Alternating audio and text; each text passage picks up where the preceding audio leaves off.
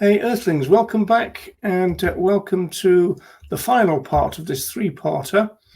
This is a review of the move from vegetarianism to veganism within the animal movement. You could say the struggle to create veganism as the moral baseline, if you like. In part one, we looked at how some groups were very reluctant to adopt the V word, they were wary of it, and when they did use it, it would often be the case that veganism was presented as merely a diet. Now, sadly, that is still the case in many quarters, so we'll come on to that, but it's something that still needs to be addressed in our movement. So rarely was the philosophy of veganism discussed or explained. It's only really been the 21st century, this century now, where veganism has come to the fore, but it's still not plain sailing for the V word. There's still things to do, as we'll see.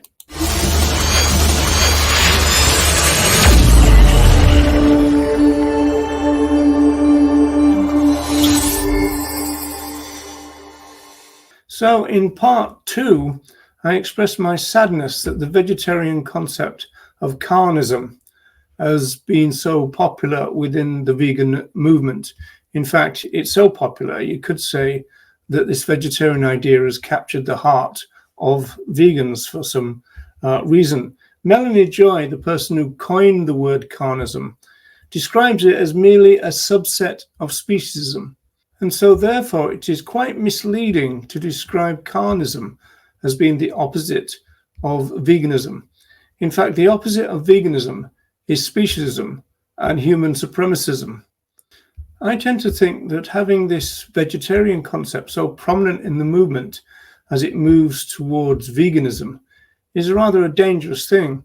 For example, if a vegan curious person is searching around the internet trying to dip their toe into veganism and they come across carnism, then they're going to end up with Dr. Melanie Joy and her husband Sebastian, and also Tobias Leonhardt. They all work for Pro-Veg. Tobias Leonhardt goes under the title of the vegan strategist. If our vegan curious person does end up here, what's the kind of thing that they're going to learn? So this is quite disturbing from a vegan point of view. Again, we've still got modern claims that veganism is merely a diet, something that veganism has not been able to shake free of in terms of its ideological representation, although it's completely false. There's also ideas that we should be rather political about things. Don't necessarily tell people that we're vegans, that veganism is the end game, etc., etc. Leonhardt suggests that some people say we should always be open about what we're doing. It should be clear that veganism is the end goal, but the vegan strategist does not understand that. And then you get claims like this: someone who eats fishes and sometimes a cookie with an egg in it is still a vegan in my eyes. So we've got this rewriting of veganism going on. Now, these views are pretty similar to the views of Peter Singer, who since the 1970s has argued against rights-based animal rights. He's always been an opponent of rights-based animal rights, and Singer wrote the foreword to Leonhardt's book. So we see then that even now, veganism is regularly presented as a diet about food, and moreover, the radical views and the expansive values of the people who started the vegan social movement are often ignored in the modern vegan movement, or even ridiculed, as the movement seems to slide and dissolve into some form of animal welfare. The movement is moderating fast, and it should be a worry to us, in my view.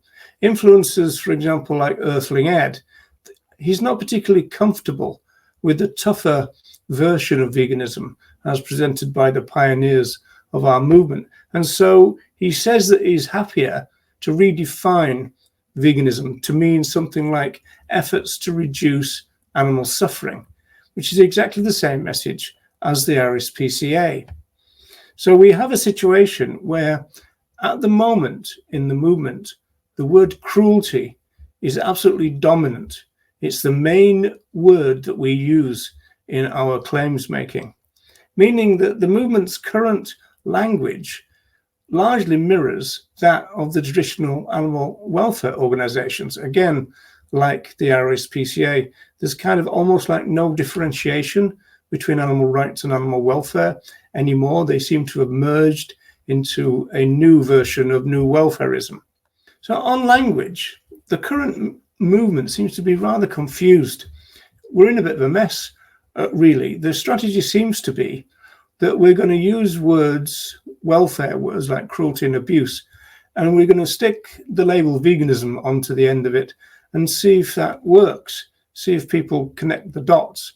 Culturally, there's no reason why they should.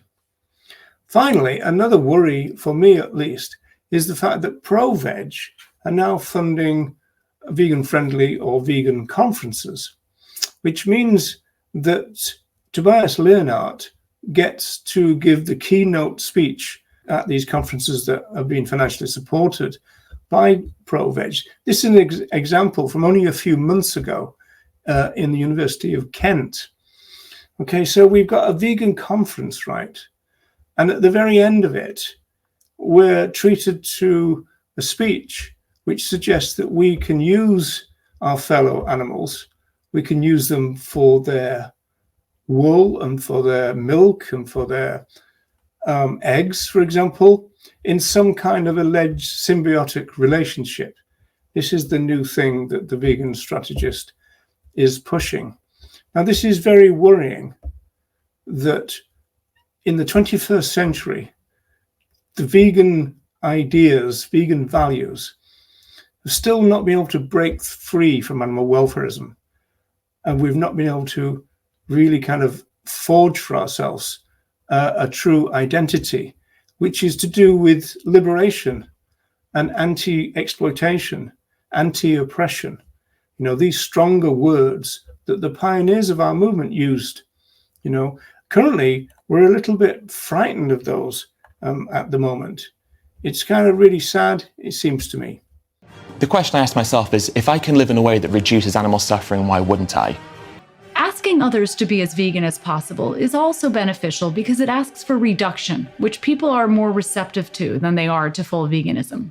It's a relatively young movement. It's about food. To think that every use is necessarily abuse is, I think, a mistake. I mean, there can be, like I said, a give and take, and that is what I call a symbiosis. So we still seem to have some work to do. We're well into the 21st century now, but veganism still struggles to become the moral baseline. Are we going to just moderate and continue moderating and become a new welfare movement, a militant version of the RSPCA, or are we going to recapture the values of animal rights? Seems to me that this is a struggle that still is ongoing. Okay, people, thanks for sticking with me for these 3 short clips, really.